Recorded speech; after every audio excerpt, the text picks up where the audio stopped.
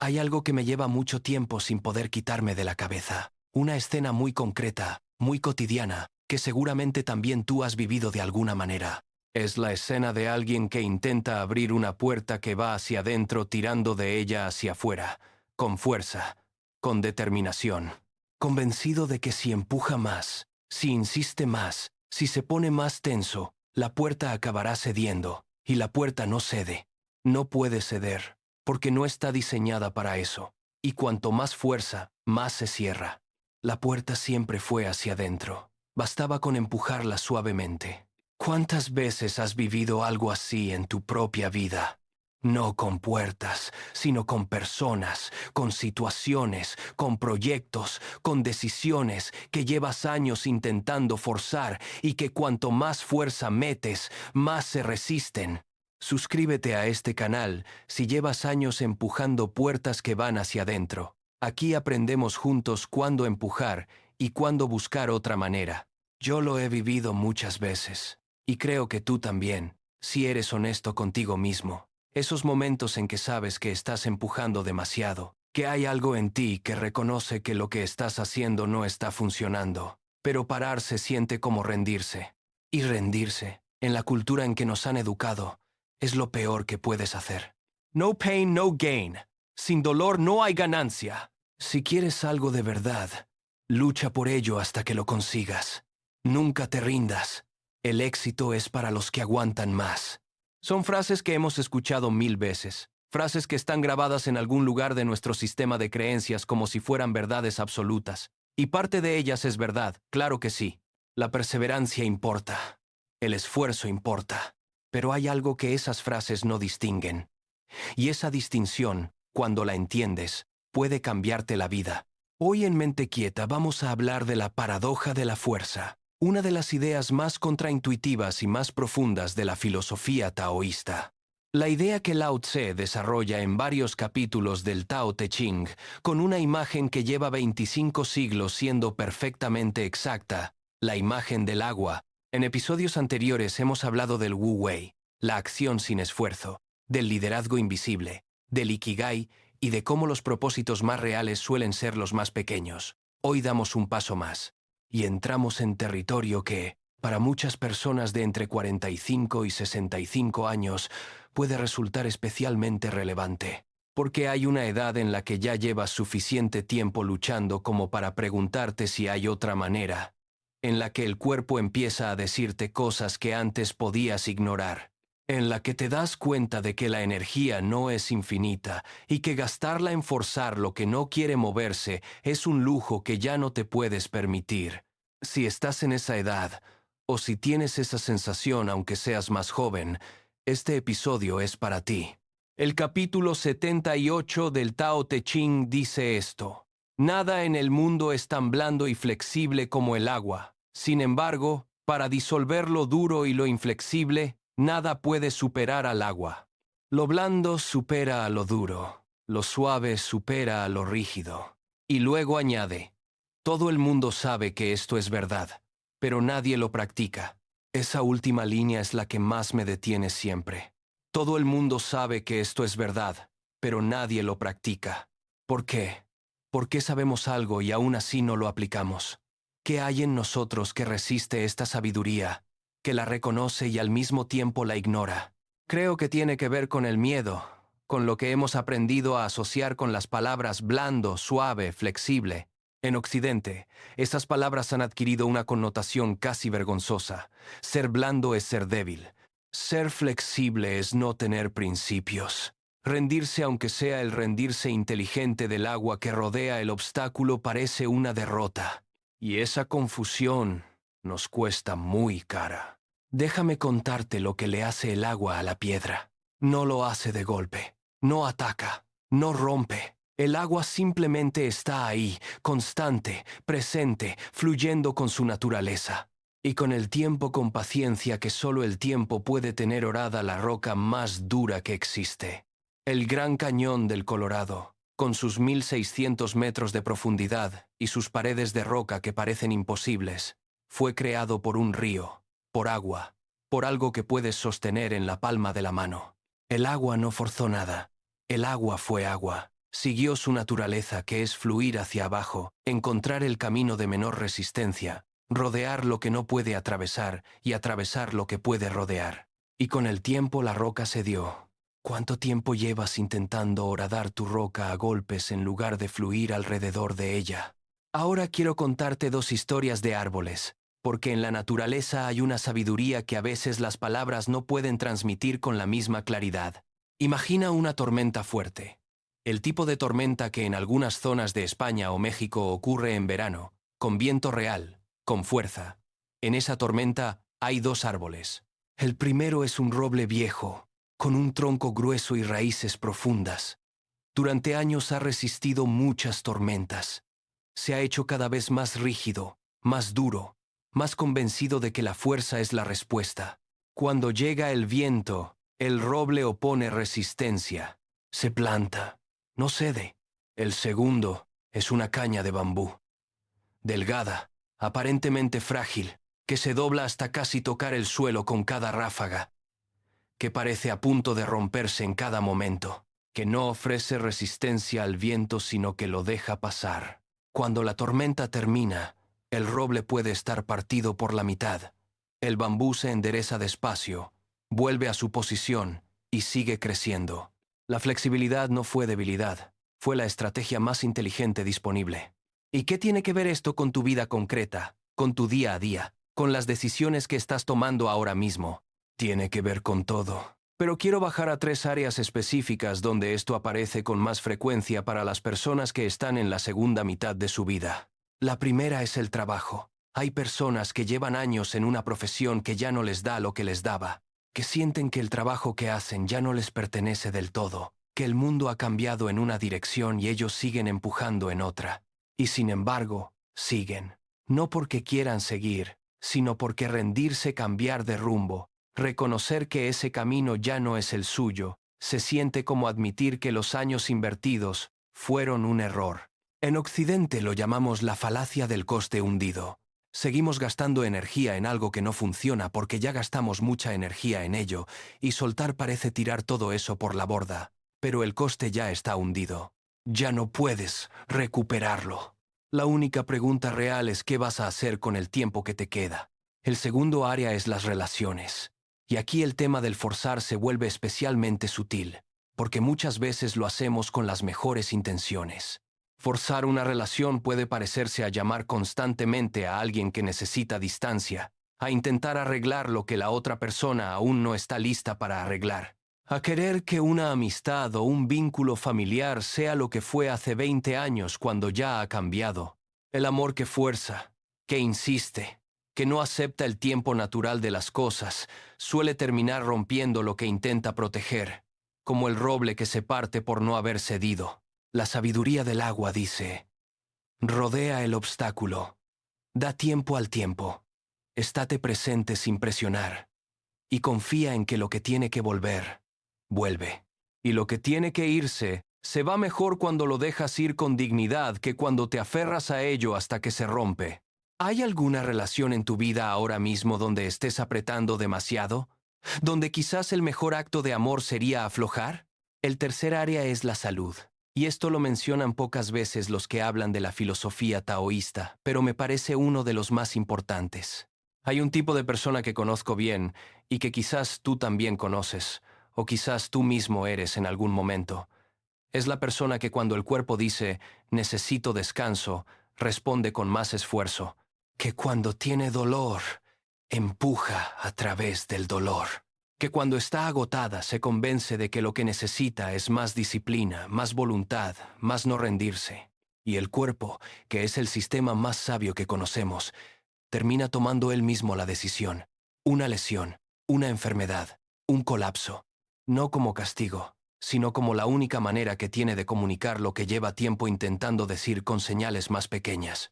El Tao Te Ching dice: quien actúa contra la naturaleza de las cosas, las arruina. Quien las agarra demasiado fuerte, las pierde. El cuerpo tiene su naturaleza, tiene sus ritmos, tiene su sabiduría ancestral. Y la fuerza de voluntad tiene sus límites exactamente ahí donde empieza la sabiduría del cuerpo.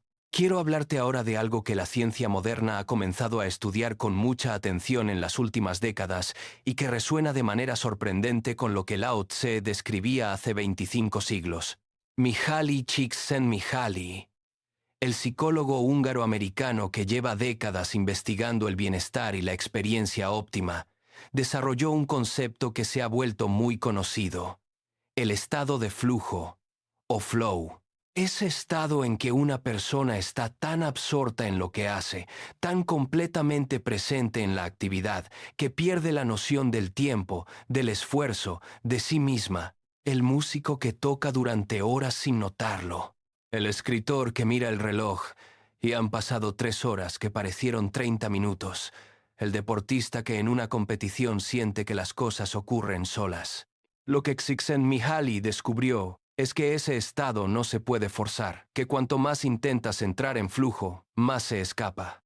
El flujo ocurre cuando el nivel de reto y el nivel de habilidad están en equilibrio, cuando ni estás aburrido ni estás abrumado, cuando haces algo que te exige pero no te aplasta.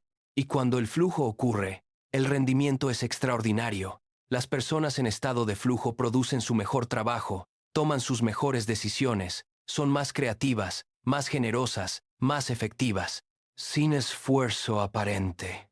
Csikszentmihalyi lo llamó la psicología de la experiencia óptima. Lao Tse lo llamó Wu Wei. 2 nombres para la misma comprensión. Que hay un tipo de acción que no es esfuerzo, y que ese tipo de acción es la que produce los mejores resultados. Pero ¿cómo distingues entre la perseverancia que vale la pena y el forzamiento que te está destruyendo? Esa es la pregunta práctica, la que importa cuando estás en medio de una situación y no sabes si seguir empujando o soltar. He pensado mucho en esto, y lo que encuentro es que hay algunas señales que el cuerpo y la mente te dan cuando estás forzando. No siempre las escuchamos, pero están ahí. La primera es el resentimiento. Cuando lo que haces te genera resentimiento hacia la actividad, hacia las personas involucradas, hacia ti mismo, eso es una señal. El flujo no produce resentimiento. La perseverancia auténtica tampoco. El resentimiento es la señal de que estás invirtiendo energía en una dirección que no es tuya. La segunda es la rigidez. Cuando solo hay un camino posible para llegar a donde quieres ir, y cuando cualquier variación de ese camino te parece una derrota, estás forzando. La perseverancia genuina es flexible en los medios aunque sea firme en el destino. El forzamiento es rígido en ambos. La tercera es el agotamiento desproporcionado. Cuando el esfuerzo que metes no se corresponde con los resultados que obtienes. Cuando sientes que empujas contra algo que no cede. El agua no se agota rodeando la piedra. El agua simplemente fluye. ¿Reconoces alguna de estas señales en algo que estás viviendo ahora mismo? Si reconoces alguna de estas señales en algo que estás viviendo, suscríbete. Cada semana aquí una idea de estas tradiciones que te ayuda a distinguir la perseverancia que vale de la que te destruye. Quiero contarte la historia de una persona real. No pondré su nombre porque es alguien que conozco y prefiero respetar su privacidad. Pero la historia es real, y creo que muchos de vosotros vais a reconocer algo en ella. Esta persona llegó a los 52 años con una carrera exitosa en el sector financiero. Había trabajado durísimo durante 30 años. Había conseguido todo lo que se supone que debías conseguir. Y de repente, por una reestructuración de empresa, perdió el trabajo. Su primer instinto fue forzar. Actualizó el currículum, mandó cientos de correos, llamó a todos sus contactos, se presentó a todo lo que encontró. Con la misma energía, la misma determinación, el mismo empuje que le había funcionado durante 30 años. Y no funcionó. Las puertas no abrían. Las entrevistas llegaban pero no cuajaban. La industria había cambiado, y él seguía ofreciendo lo que el mercado ya no necesitaba de la misma manera. Pasó un año así, un año agotador, frustrante, que empezó a erosionar algo que antes nunca había cuestionado, su sentido de quién era. Y luego, casi por accidente, en un momento de rendición, no de derrota, sino de soltar el control, un momento descubrió algo, que había una habilidad que tenía, desarrollada durante décadas sin valorarla demasiado, que en un contexto diferente era exactamente lo que alguien necesitaba. Una empresa pequeña, en un sector que nunca había considerado, con un tipo de trabajo que no tenía nada que ver con lo que había hecho antes. No lo forzó.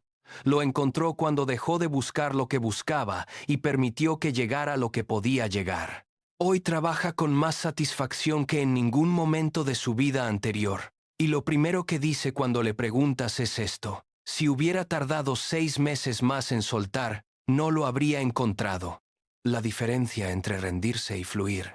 Ese es el núcleo de todo esto. Occidente no tiene vocabulario para esa diferencia. Solo tiene dos opciones: luchar o rendirse, ganar o perder, seguir o abandonar. Y esa pobreza de vocabulario genera una pobreza de estrategias. Porque entre el luchar forzado y el abandonar hay un territorio enorme que en el taoísmo tiene nombre, el Wu Wei, la acción que fluye con la naturaleza de las cosas en lugar de contra ella. No es pasividad. No es dejar que todo ocurra sin hacer nada. Es actuar desde la comprensión de cómo funciona realmente la situación, no como creemos que debería funcionar. Es el judo en lugar del boxeo. Usar la energía que ya existe en lugar de oponer la tuya propia. Un maestro de judo no es más fuerte que su oponente. Suele ser más pequeño, pero sabe leer la dirección en que la energía del oponente se mueve y en lugar de bloquearla, la redirige. Y con ese movimiento aparentemente mínimo puede proyectar a alguien que le dobla en peso. Eso es fluir. No es fácil. Requiere una sensibilidad que se desarrolla con práctica, pero no requiere más fuerza, requiere más presencia. Hay algo que me parece importante decir antes de terminar, para que este episodio no se convierta en una excusa para dejar de hacer lo que hay que hacer. El taoísmo no dice que no esfuertes. Dice que el esfuerzo tiene que estar alineado con la naturaleza de las cosas. El agua se esfuerza. El agua que horada la roca no está descansando. Está siendo completamente ella misma, todo el tiempo, sin parar. Eso también es esfuerzo. Pero es un esfuerzo que no se siente como fuerza, porque está completamente alineado con lo que la naturaleza del agua requiere. La pregunta no es si te esfuerzas o no. La pregunta es si tu esfuerzo está alineado con tu naturaleza o si está en guerra con ella. Si estás siendo el bambú o si estás siendo el roble en una tormenta que el bambú sobreviviría. Esa distinción, cuando la integras, cambia completamente cómo te relacionas con el trabajo, con las relaciones, con el cuerpo, con el tiempo. Porque empiezas a escuchar lo que ya sabe más que tú y que lleva tiempo intentando decirte algo. Aquí llega lo que para mí es la revelación más difícil de aceptar y más liberadora una vez aceptada. Lo más blando del mundo no vence a lo más duro a pesar de ser blando. Vence precisamente porque es blando. La flexibilidad no es el precio que pagas por la supervivencia, es la fuente de la fuerza. Y esto tiene una consecuencia que cambia todo. Lo que creías que eras duro, resistente, que no cede puede no ser tu fortaleza. Puede ser tu mayor vulnerabilidad. Y lo que llevas la vida entera considerando un defecto tuyo, que te rindes demasiado pronto, que eres demasiado sensible, que no aguantas como otros aguantan, puede ser, visto desde el taoísmo, exactamente tu mayor inteligencia natural. El agua no se avergüenza de ser agua. No desearía ser roca. Sabe lo que es y lo aprovecha con una coherencia que le toma millones de años construir lo que la roca no puede construir. ¿Qué serías capaz de hacer si dejaras de avergonzarte de cómo eres y empezaras a aprovecharlo? Antes de terminar, el ejercicio de esta semana. Y este es uno de los más concretos que hemos propuesto en Mente Quieta. Tómate esta semana para identificar una sola área de tu vida donde sientas que estás forzando. No tienes que identificarlas todas, solo una. Puede ser en el trabajo, en una relación, en tu cuerpo, en un proyecto personal. El área donde hay resistencia, donde el esfuerzo es desproporcionado al resultado, donde hay resentimiento o agotamiento que ya no puedes ignorar. Y cuando la tengas identificada, hazte esta pregunta: ¿qué haría el agua aquí? No cómo puedo abandonar esto, no cómo puedo seguir empujando más fuerte, sino ¿hay otro camino hacia el mismo lugar que rodee este obstáculo en lugar de intentar romperlo? No tienes que tener respuesta esta semana. Solo hacer la pregunta, porque las buenas preguntas trabajan solas, se meten dentro y no te dejan en paz hasta que encuentras algo. El agua no decide su camino de golpe. Lo encuentra poco a poco, probando, avanzando donde puede avanzar y rodeando donde no puede avanzar. Y al final, siempre llega donde tiene que llegar. Cuéntame en los comentarios. ¿Hay algo en tu vida ahora mismo donde sientas que estás forzando en lugar de fluir? No tienes que dar detalles si no quieres, pero si lo nombras, aunque sea en una sola línea, ya es el primer paso de reconocerlo. Y el reconocimiento, como el agua, hace su trabajo solo. El próximo episodio de Mente Quieta va a explorar el concepto de Mu, el vacío creativo en la filosofía Zen. ¿Por qué la nada no es ausencia sino posibilidad? ¿Por qué las culturas orientales consideran el silencio y el espacio vacío como los elementos más productivos de todos? ¿Y por qué la persona que aprende a estar cómoda con el vacío tiene una ventaja que ninguna técnica de productividad puede replicar? Es uno de los episodios que más me ha costado escribir, y creo que puede ser uno de los más valiosos. Nos vemos pronto, pronto, pronto, pronto, pronto, pronto, pronto, pronto, pronto, pronto, pronto, pronto, pronto.